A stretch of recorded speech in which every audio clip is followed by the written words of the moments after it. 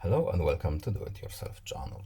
Today I will show you where to find the option and how to turn on show labels in live caption function in Samsung Galaxy S22. So where to look for this function? We need to go to settings, then we are looking for accessibility options menu here, and here we have our hearing enhancements.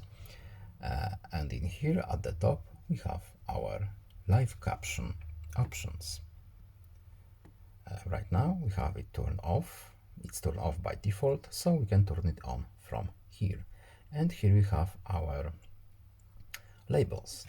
So includes sounds like laughter, applause and music. So we can turn it on from here. No need to save this setting. We can simply and safely go back to our home screen, and that's it. I hope this video was helpful to you. Please leave a like and subscribe. Have a nice day and see you in the next video. Goodbye.